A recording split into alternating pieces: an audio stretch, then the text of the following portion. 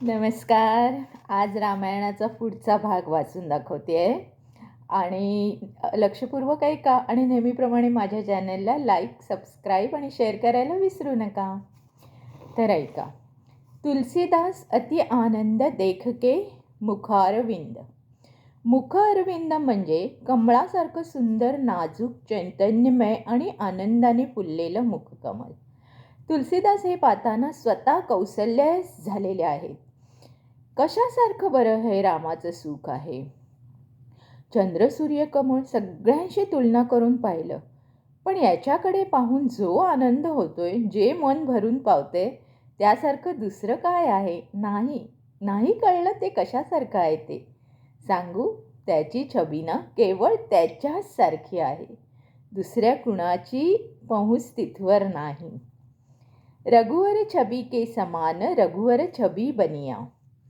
ठुमक चालत रामचंद्र त्याच्या पावलांचा मागोवा घेत कसं जायचं पुढे पाहायचं आहे.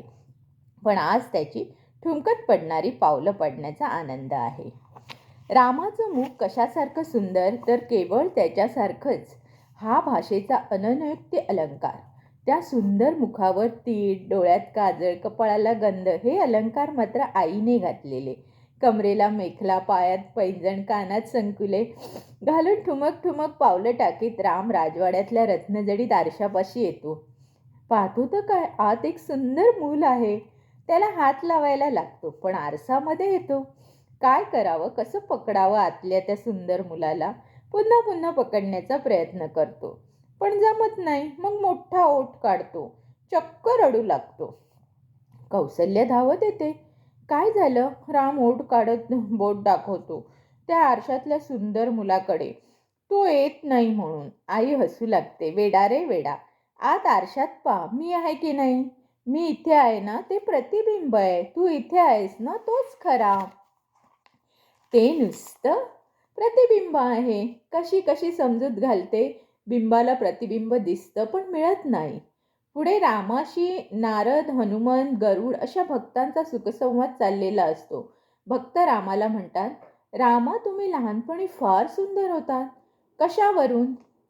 राम म्हणतो, अहो तुमच्या रूपाचा तुम्हालाच मोह पडलाय. तो बालपणी आरशात स्वतःला पाहून पुढे मोठे झाल्यावर तुमच्या रूपाचा इतरांना मोह पडला, पण तुम्हाला तुमचा मोह नंतर पडला नाही, असा तो भक्त म्हणतो. अरे याचं कारण मी पुढे मोठा झालो, मला समज आली, मग मला माझ्या आरशातल्या रूपाचा मोह कसा पडेल. देव, लहानपणी समज नसते, मग मोठे होऊ लागल्यावर ती हळूहळू वाढते. हे माणसाचं झालं, पण देवा तुम्हाला लहानपणी समज कमी होती असं कसं म्हणता येईल.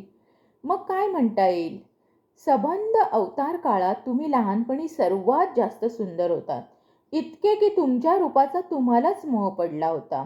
बरं मग. राम म्हणतो, रामा अजून एक गोष्ट आहे. काय तर देव, तुमच्यापेक्षा आम्ही जास्त भाग्यवान आहोत. कसे काय. बिंब हे प्रतिबिंबापेक्षा जास्त सुंदर आणि सरस असतं, पण तुमच्या भाग्यात फक्त प्रतिबिंबच पाहणं आलं. आम्ही मात्र बिंब पाहण्याचं सुख अनुभवतोय. भक्तापुढे भगवंतांना मग हार मानावीच लागली.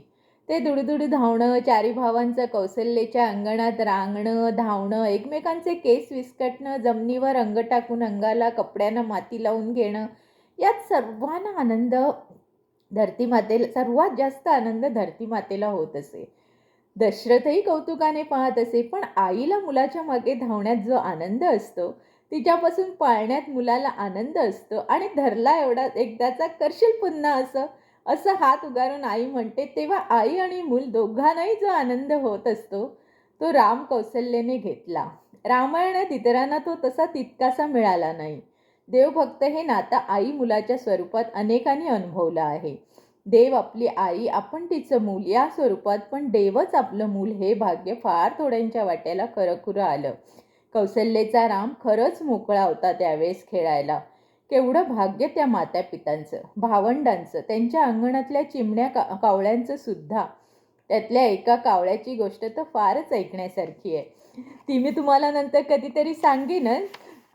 तर उद्याच मी तुम्हाला ती सांगेन, आणि त्याचं नाव आहे काकभू शुंडी.